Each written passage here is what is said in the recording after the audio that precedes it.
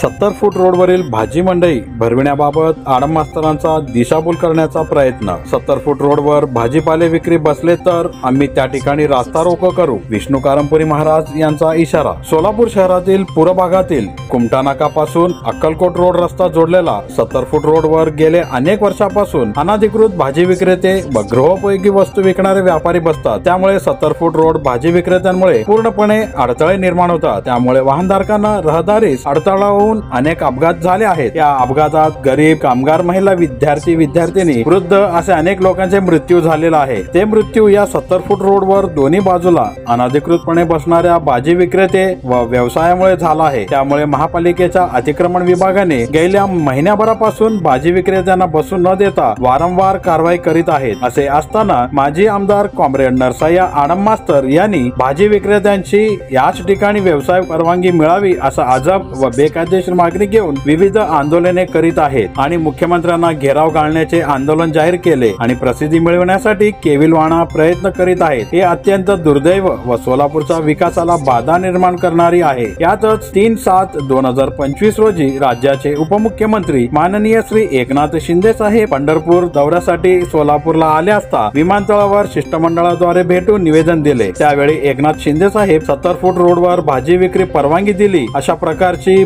बातमी देऊन परत एकदा 70 फूट रोडवर भाजी विक्रेत्यांना बसण्यासाठी फूस लावत आहे। याबाबत मी सोलापूर माझे सोलापूर परिवर्तन विकास समितीच्या वतीने मनपा आयुक्त श्री ओंबासे साहेब यांच्याशी संपर्क साधले असता असे कोणतेही आदेश आम्हाला आलेले नाही असे स्पष्ट सांगितले। त्याचबरोबर मनपा उपायुक्त तपन डंके साहेब यांच्याशी संपर्क साधले असता आमची अतिक्रमण विरोधी कारवाई चालूच राहील असे संकेत दिले। या उपर 70 फूट रोडवर भाजी विक्रेते बसल्यास मी सोलापूर माझे सोलापूर परिवर्तन विकास समितीच्या वतीने शनिवारी 5 जुलै 2025 रोजी 70 फूट रोडवर आंदोलन करण्याचा इशारा विष्णू कारंपुरी महाराज यांनी दिला आहे। जय महाराष्ट्र। मी सोलापूर माझे सोलापूर परिवर्तन विकास समितीचा अध्यक्ष आणि महाराष्ट्र कामगार सेनेचा प्रदेश अध्यक्ष बोलतो। आज 70 फूट रोडवरील अनधिकृत बेकायदेशीर भाजी विक्रेत्यांच्या बाबतीमध्ये माजी आमदार कॉम्रेड आडम मास्तरांनी उपमुख्यमंत्री माननीय नामदार श्री एकनाथ शिंदे साहेबांनी 70 फूट रोडवर जैसे ते बसण्याचा आदेश दिला किंवा मान्यता दिली अशा प्रकारच्या चुकीच्या बातमी देऊन आडम मास्तर हे भाजी विक्रेत्यांचे आणि त्याचबरोबर लोकांची दिशाभूल करत आहेत असा मी स्पष्ट आरोप करतो। कारण 70 फूट रोडवरची भाजी विक्री गेल्या 30 ते 40 वर्षापासून त्या ठिकाणी आहे। या 30-40 वर्षामध्ये अनेक निष्पाप लोकांचे जीव गेले, मुलींचे जीव गमावावं लागलं, महिलांचा जीव गमावावं लागलं। कारण या बाजूबाजूला सर्व बिडी कारखाने, यंत्रमाग कारखाने, दुकानदार, कॉलेज, शाळा अनेक प्रकारचे या ठिकाणी वर्दळ असते। अशात त्यांना कामावर यावं जावं लागतो, त्यांना बिडी माप द्यायला यावं लागतो, यंत्रमाग कामगार घरी आपल्या घरी दुपारी जेवण करायला जातात। अशा गर्दीमध्ये वाहन चालवणं म्हणजे तारेवरची कसरत आहे। या बाबतीत अनेक वेळा गेल्या 15 दिवसापूर्वी बोद्दूलच्या एक लहान चिमुकली वारली ॲक्सिडेंटच्या माध्यमातून, पण तेव्हा प्रशासनाला जाग येऊन की पूर्णपणे अतिक्रमण बसणाऱ्यावर कारवाई सुरू केलेली आहे। पण मला कळत नाही मास्तरांचा एवढा अट्टास का?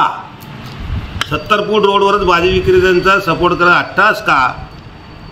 तुम्ही चिप्पा मार्केटमध्ये जा किंवा तिथं जवळच पाहिजे असं तर दुसरा एक जागा त्या ठिकाणी बघा ओपन असलेल्या MIDCच्या भागामध्ये इकडे कामगारांच्या वस्तीमध्ये तिथं भाजी मंडई करा, प्रशासनात भाग पाडा। पण 70 फूट रोडवर बसतो हे अत्यंत केविलवाणा प्रयत्न आहे आणि आपल्याला या भाजी मंडईवाल्यांच्या बाबतीमध्ये अनेक तक्रारी आणि ते म्हणतात आता आडम मास्तर साहेब की या ठिकाणी कट्ट्यावर बसून विकतात। कधी असं झालंय का? मी त्याच भागात राहतो, सत्तरपूर रोडच्या लगतच राहतो. अनेक वेळा तक्रारी झालेल्या आहेत, अनेक वेळा तक्रारी झाल्यात, दुचाकी वाहनांचे अपघात झाल्यात आणि अपघातामध्ये अनेक लोकांचा मृत्यू झालेला आहे. तुम्ही पहा, रस्त्याच्या दोन्ही बाजूला ग्राहक, त्याप्रमाणे विक्रेता कट्ट्यावर बसेल, कुठं कट्टा तिथं नाही आहे, फुटपाथच नाही आहे, पण ते विक्री काय म्हणजे भाजी घेणारं कुठनं घ्यावं, त्यांचं तर गर्दी तिथं होणारच आहे. अशा प्रकारसुद्धा विचार आडम मास्तरनी केलं पाहिजे. केवळ मुठभर लोकांसाठी किंवा भाजी विक्रेत्यांना आपण काय तर न्याय द्यायला आलो अशा प्रकारचं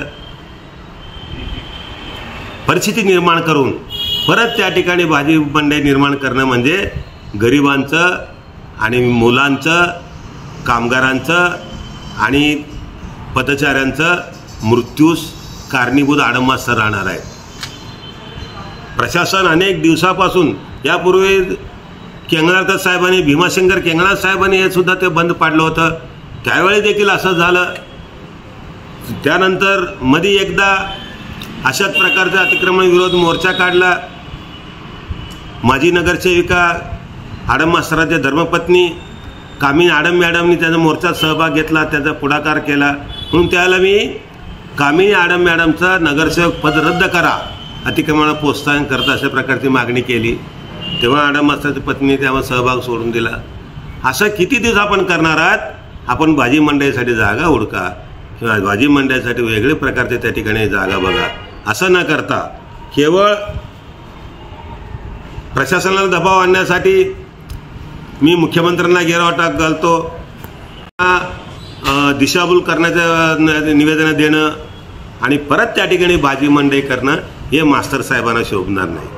जे आजूबाजूला जे आहेत, जे राहणाऱ्या पूर्व विभागात आहेत, जे भाजी घेतात कामगार वर्ग, त्याचप्रमाणे भाजी घेणाऱ्याबरोबर त्या रस्त्यावर चालणारा येणाऱ्या विडी कामगार, यंत्रमाग कामगार याचाही तुम्ही विचार केला पाहिजे. असं न करता आडम मास्तरांनी आज एकनाथ शिंदे साहेबांना आम्ही भेटलो, त्यांनी आम्हाला परवानगी दिली, अशा प्रकारचे निवेदन केलेलं आहे. अजिबात एकनाथ शिंदेने परवानगी दिले की नाही आम्हाला माहीत नाही, पण महानगरपालिका आयुक्तांना फोन केला, अशा प्रकारचा आमचा कुठलाही आम्हाला आदेश आलेला नाही आहे. अतिक्रमण विभागाचे प्रमुख उपायुक्त श्री ढंके साहेब यांनी देखील यांना फोन केला. त्यांनी देखील म्हणलं आम्ही कुठलाही आमचा आदेश आलेला नाही, माझं नेहमीप्रमाणे त्या ठिकाणी उद्या कारवाई होईल, जो कोणी बसेल त्यांच्यावर कारवाई करणार, अशा प्रकारे स्पष्टपणे बोललेलं आहे. असे असताना आपल्या पूर्व विभागातील लोकांना वेठीत धरण्यासाठी जो प्रयत्न चाललेला आहे कम्युनिस्ट पक्षाचा किंवा त्यांच्या कार्यकर्त्यांचा भाजीवाल्यांना सोबत घेऊन, ते आज प्रयत्न मी चालू देणार नाही. आणि जर उद्या त्या ठिकाणी ज्या वेळेला भाजी विक्रेते बसतील त्या दुसऱ्या दिवशी 70 फूट रोडवर रस्ता रोको आंदोलन करण्याचा निर्णय मी सोलापूर, माझे सोलापूर समितीच्या वतीने आणि महाराष्ट्र कामगार सेनेच्या वतीने जाहीर करतो. जय हिंद, जय महाराष्ट्र.